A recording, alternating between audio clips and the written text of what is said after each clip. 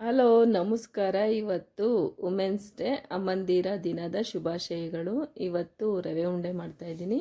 ಪೂರ್ತಿ ವಿಡಿಯೋ ನೋಡಿ, ಇಷ್ಟ ಆದರೆ ಒಂದು ಲೈಕ್ ಮಾಡಿ. ನೀವು ಇದೇ ರೀತಿ ಮಾಡ್ತೀರಾ ಅನ್ನೋದು ಕಮೆಂಟ್ ಬಾಕ್ಸಲ್ಲಿ ತಿಳಿಸೋದು ಮರಿಬೇಡಿ. ಪೂರ್ತಿ ವಿಡಿಯೋ ನೋಡಿ. ಕೆಲವರು ಪಾಕ ತೆಗೆದ್ಬಿಟ್ಟು ಮಾಡ್ತಾರೆ, ಸಕ್ಕರೆಯಲ್ಲಿ ಪಾಕ ತೆಗ್ದು. ನಾನು ಆ ಪಾಕ ತೆಗೆದಿರ ತುಂಬ ಟೇಸ್ಟಿಯಾಗಿ ಒಂದು 20 ಡೇಸ್ ಇಟ್ಟರು ಏನೂ ಆಗೋಲ್ಲ, ಅಷ್ಟು ಚೆನ್ನಾಗಿರುತ್ತೆ. ನೀವು ಇದೇ ರೀತಿ ಟ್ರೈ ಮಾಡಿ. ಮತ್ತು ಒಂದು ಸ್ವಲ್ಪ ಅಮ್ಮಂದಿರ ದಿನ ಅಲ್ವಾ, ಒಂದು ಸ್ವಲ್ಪ ಅಮ್ಮಂದಿರ ಬಗ್ಗೆ, ಅಮ್ಮಂದಿರಿಗೆ ಏನಾದರೂ ಅಂದರೆ ವಯಸ್ಸಾಗಿರೋ ಅಮ್ಮಂದಿರು ಇರ್ತಾರಲ್ಲ, ನಿಮ್ಮಿಂದ ಏನು ಸಾಧ್ಯನೋ ಅವ್ರಿಗೆ ಅವಶ್ಯಕತೆ ನಿಮ್ಮಿಂದ ಇದ್ದರೆ, ಹಿಂದೆ ಮುಂದೆ ನೋಡ್ದಿರಾ ಅವ್ರಿಗೆ ಅವಶ್ಯಕತೆ ಇದ್ದರೆ ಏನಾಗುತ್ತೋ ಅದು, ಏನು ಅವಶ್ಯಕತೆ ಇರುತ್ತೋ ಅದನ್ನು ನೀವು ಮಾಡಿ. ಏಕೆಂದರೆ ಅಮ್ಮಂದಿರು ಏನು ಅಂತ ಅವ್ರಿಗೆ ನಾವೇನು ಮಾಡಿದ್ರು ಕಮ್ಮಿನೇ. ಹಾಗಾಗಿ ಅಮ್ಮಂದಿರು ಪ್ರೀತಿ ಎಷ್ಟೇ ನಮಗೂ ವಯಸ್ಸಾಗ್ತಾ ಬರ್ತಿದ್ರು, ಅವ್ರ ಪ್ರೀತಿ ಅವರು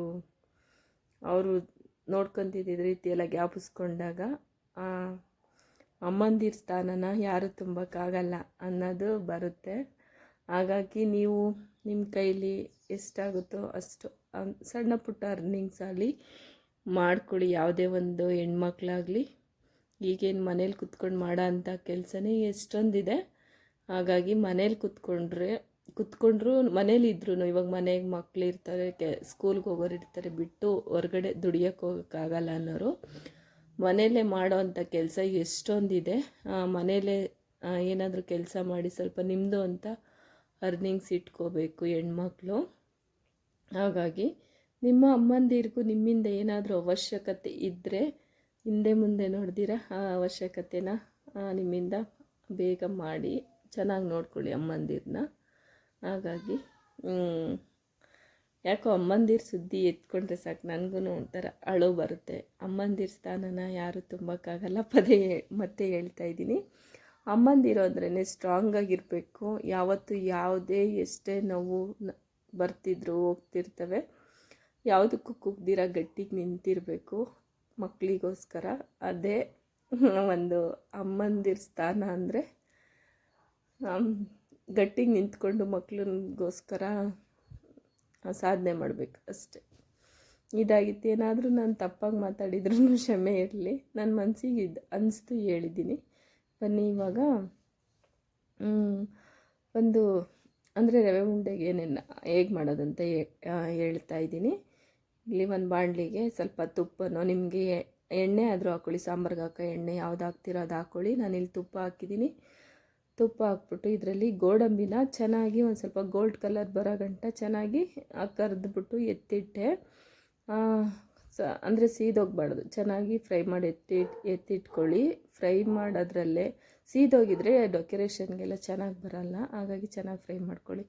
ನೀವು ನೋಡ್ತಾ ಇರ್ಬೋದು, ಈ ಗ್ಲಾಸಲ್ಲಿ 3 ಗ್ಲಾಸು ಉಪ್ಪಿಟ್ಟು ರವೆ, ಅಂದರೆ ಉಪ್ಪಿಟ್ಟು ಮಾಡ್ತೀವಲ್ಲ, ಉಪ್ಪಿಟ್ಟು ಕೇಸರಿ ಬಾತ್ ಮಾಡ್ತೀವಲ್ಲ, ಬಾಂಬೆ ರವೆ, ಆ ರವೆನ ಆ ರವೆಯಲ್ಲಿ ರವೆ ಉಂಡೆ ಮಾಡೋದು. ಹಾಗಾಗಿ ರವೆ ಉಂಡೆಗೆ ಬಾಂಬೆ ರವೆ ಹಾಕಿ ಒಂದು 3 ಗ್ಲಾಸ್ ಹಾಕಿ ಚೆನ್ನಾಗಿ ಫ್ರೈ ಅಂದರೆ ಉರಿಬೇಕು.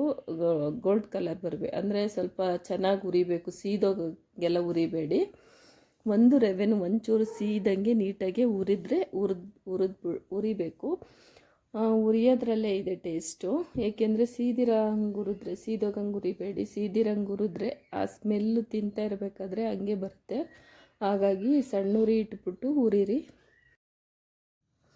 ಹಾಗೆ ಪಕ್ಕದಲ್ಲಿ ನೋಡ್ತಾ ಇರ್ಬೋದು, ಹಾಲು ಕಾಯ್ಲಿಕ್ಕೆ ಇಟ್ಟಿದ್ದೀನಿ. ನಾನು ಹಾಲು ಹಾಕ್ಬಿಟ್ಟು ಉಂಡೆ ಕಟ್ಟೋದ್ರಿಂದ ಹಾಲು ಕಾಯ್ಲಿಕ್ಕೆ ಇಟ್ಟಿದ್ದೀನಿ. ನಾನು ತಗೊಂಡಿರೋ ಮೆಜರ್ಮೆಂಟ್ಗೆ ಅರ್ಧ ಲೀಟ್ರು ಹಾಲನ್ನ ಬಿಸಿ ಆಗ್ಲಿಕ್ಕಿಟ್ಟು, ಅಂದರೆ ಚೆನ್ನಾಗಿ ಕಾಯಬೇಕು, ಕೆನೆ ಕಟ್ಟಬೇಕು. ಕೆನೆ ಕಟ್ಟಂಗೆ ಸ್ವಲ್ಪ ಹಾಲು ಚೆನ್ನಾಗಿ ಬಿಸಿ ಮಾಡ್ಕೊಳ್ಳಿ. ಸುಮ್ಮನೆ ಬೆಚ್ಚಗಾಗಂಗೆಲ್ಲ ಮಾಡಬೇಡಿ. ಬೇಗ ಅಂದರೆ ಉಂಡೆ ಕಟ್ಟಿಡ್ತೀರಲ್ಲ, ಒಂದು ಸ್ವಲ್ಪ ಟೇಸ್ಟ್ ಕಮ್ಮಿ ಅನಿಸುತ್ತೆ. ಹಾಲು ಚೆನ್ನಾಗಿ ಬಿಸಿ ಮಾಡ್ಕೊಳ್ಳಿ, ಕೆನೆ ಬರೋಂಗೆ ಬಿಸಿ ಇಟ್ಟಿದ್ದೀನಿ. ಇದು ರವೆನೂ ಅಷ್ಟೇ ಹುರಿದಿದ್ದಾಯಿತು. ಚೆನ್ನಾಗಿ ಹಿಂಗೆ ಕೈಯಲ್ಲಿ ಇಟ್ಕೊಂಡು ನೋಡಿದ್ರೆ ಸುಡುತ್ತೆ ಅನ್ನಂಗೆ ಚೆನ್ನಾಗಿ ಉರಿರಿ. ಒಂದು ರವೆ ಸೀದೋಗ್ಬಾರ್ದು, ಒಂಚೂರು ರವೆ ಸೀದೋಗ್ದಂಗೆ ಉರಿರಿ, ಸಣ್ಣ ಉರಿ ಇಟ್ಬಿಟ್ಟು. ಈಗ ಹುರಿದಿದ್ದಾಯಿತು. ಒಂದು ಕೊಬ್ಬರಿ ಒಣ ಕೊಬ್ಬರಿ ತೊಗೊಂಡು ಒಂದು ಪೂರ್ತಿ ತುರಿದ್ಬಿಟ್ಟು ಇಟ್ಟಿದ್ದೆ. ಅದಕ್ಕೆ ರವೆ ಹುರಿದಿರೋದು ಸೇರಿಸಿ ಈ 3 ಗ್ಲಾಸು ಇದು ಹಾಕಿದ್ದೆ, ರವೆ ಹಾಕಿದ್ದೆ. ಈಗ 1.5 ಗ್ಲಾಸಷ್ಟು ಸಕ್ಕರೆ ಹಾಕ್ತಾಯಿದ್ದೀನಿ. ನೀವು ಬೇಕಿದ್ರೆ ಎಷ್ಟು ಬೇಕೋ ಅಷ್ಟು ಹಾಕ್ಕೊಳ್ಳಿ. ಸ್ವಲ್ಪ ಕಮ್ಮಿನಾದರೂ ಹಾಕ್ಬೋದು, ರವೆ ಸಕ್ಕರೆ ಸ್ವಲ್ಪ ಜಾಸ್ತಿನಾದರೂ ಹಾಕ್ಬೋದು. ನಿಮ್ಗೆ ಎಷ್ಟು ಬೇಕೋ ಅಷ್ಟು ಸ್ವೀಟು ನೋಡಿಕೊಂಡು ಸಕ್ಕರೆ ಮಿಕ್ಸ್ ಮಾಡಿ. ಈಗ ಇದನ್ನು ಸಕ್ಕರೆ ಮತ್ತು ರವೆ ಒಣ ಕೊಬ್ಬರಿ ಎಲ್ಲ ತುರಿದಿಟ್ಟಿದ್ನಲ್ಲ ಅದನ್ನೇ ಒಣ ಕೊಬ್ಬರಿ ಎಲ್ಲ ಸೇರಿಸಿ ಒಟ್ಟಿಗೆ ಸೇರಿಸಿ ಈಗ ಈ ರೀತಿ ಚೆನ್ನಾಗಿ ಮಿಕ್ಸ್ ಮಾಡಬೇಕು. ಈ ರೀತಿ ಮಿಕ್ಸ್ ಮಾಡೋದ್ರಿಂದ ಘಮ ಚೆನ್ನಾಗಿ ಬರುತ್ತೆ, ಟೇಸ್ಟ್ ಅಂತೂ ಸಖತ್ತಾಗಿರುತ್ತೆ. ನೀವು ಇದೇ ರೀತಿ ಟ್ರೈ ಮಾಡಿ ನೋಡಿ, ಚೆನ್ನಾಗಿ ಬರುತ್ತೆ ರವೆ ಉಂಡೆ. ಈಗ ಏಲಕ್ಕಿನ ಪುಡಿ ಮಾಡಿಟ್ಟಿದ್ದೆ, ನೋಡ್ತಾ ಇದ್ದೀರಲ್ಲ, ಬರೀ ಏಲಕ್ಕಿನೇ. ನೀವು ಏಲಕ್ಕಿ ಮತ್ತು ಸಕ್ಕರೆ ಎಲ್ಲ ಇದು ಮಿಕ್ಸಿಗೆ ಹಾಕ್ಬಿಟ್ಟು ಇಡೋದಿದ್ರು ಹಾಗೆ ಹಾಕಿ, ಅಂದರೆ ಸಕ್ಕರೆ ಜೊತೆ ಪುಡಿ ಮಾಡಾದರೂ ಹಾಕ್ಬೋದು, ಇದೇ ರೀತಿ ಕೂಡ ಹಾಕ್ಬೋದು. ನಾನು ಏಲಕ್ಕಿ ಒಂದೇ ಸಪ್ರೇಟಾಗಿ ಪುಡಿ ಮಾಡಿರೋದು ಹಾಕಿದ್ದೀನಿ. ಈ ರೀತಿ ಹಾಕ್ಬಿಟ್ಟು ಚೆನ್ನಾಗಿ ಮಿಕ್ಸ್ ಮಾಡ್ತಾಯಿದ್ದೀನಿ. ನೋಡ್ತಾ ಇದ್ದೀರಲ್ಲ, ಈ ರೀತಿ ಚೆನ್ನಾಗಿ ಮಿಕ್ಸ್ ಆಗಬೇಕು. ಇದಕ್ಕೆ ಚೆನ್ನಾಗಿ ಮಿಕ್ಸ್ ಮಾಡಿದಾದ್ಮೇಲೆ ಹಾಲು ಹಾಕ್ಕೊಂಡು ಉಂಡೆ ಕಟ್ಟಿ, ನೋಡ್ತಾ ಇರ್ಬೋದು ಹಾಲು ಅಷ್ಟೇ ಎಷ್ಟು ಕೆನೆಗಟ್ಟಿದೆ, ಕೆನೆ ಬಂದಿದೆ ಅಂತ. ಈ ರೀತಿ ಚೆನ್ನಾಗಿ, ಅಂದರೆ ಸುಡ್ತಾ ಇರೋ ಹಾಲೇ ಹಾಕಬೇಕು ಅಂತ ಏನಿಲ್ಲ, ಕಾಯಿಸಿಟ್ಬಿಟ್ಟು ಆರಿರೋ ಹಾಲಲ್ಲಾದರೂ, ಅಂದರೆ ನಿಮಗೆ ಕೈಗೆ ಸುಡುತ್ತೆ, ಅಷ್ಟೊಂದು ಸುಡೋದೆಲ್ಲ ಹಾಕೋಬೇಡಿ, ಸ್ವಲ್ಪ ಬೆಚ್ಚಗಿದ್ರೆ ಸಾಕಾಗುತ್ತೆ. ಈ ರೀತಿ ಹಾಲು ಹಾಕ್ಬಿಟ್ಟು ಚೆನ್ನಾಗೆಲ್ಲ ಈ ರೀತಿ ಮಿಕ್ಸ್ ಮಾಡ್ಕೋಬೇಕು.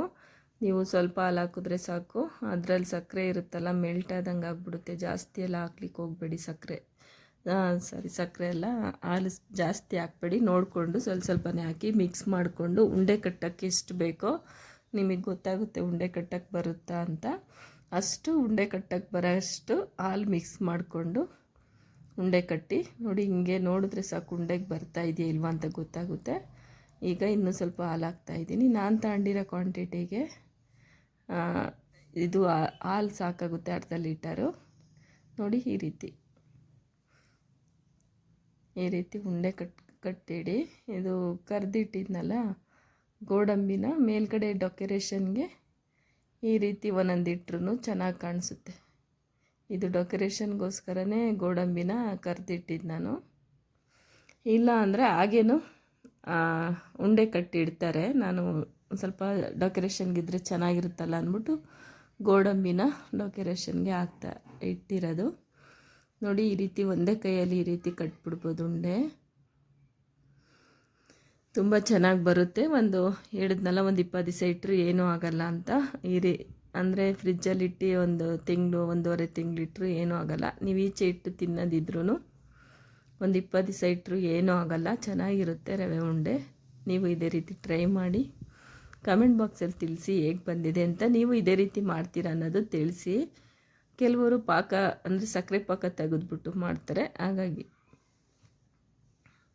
ನೋಡ್ತಿರ್ಬೋದು. ಎಲ್ಲ ರವೆ ಉಂಡೆನೂ ಕಟ್ಟಿದಾಯಿತು. ನಾನು ತಗೊಂಡಿರೋ ಅಷ್ಟು ಕ್ವಾಂಟಿಟಿಗೆ ಎಷ್ಟು ರವೆ ಉಂಡೆ ಆಗಿದೆ. ಟೇಸ್ಟ್ ಅಂತೂ ಸಖತ್ತಾಗಿತ್ತು. ಈ ವಿಡಿಯೋ ಹೇಗೆ ಬಂದಿದೆ ಅಂತ ಕಮೆಂಟ್ ಬಾಕ್ಸಲ್ಲಿ ತಿಳಿಸಿ. ಇಷ್ಟ ಆಗಿದ್ದರೆ ಒಂದು ಲೈಕ್ ಮಾಡಿ, ಸಬ್ಸ್ಕ್ರೈಬ್ ಮಾಡೋದಲ್ಲೇ ವಿಡಿಯೋ ನೋಡ್ತೀರಿ, ಸಬ್ಸ್ಕ್ರೈಬ್ ಮಾಡ್ಕೊಂಡು ನೋಡಿ. Thank you for watching. ಮುಂದಿನ ವಿಡಿಯೋದಲ್ಲಿ ಸಿಗ್ತೀನಿ.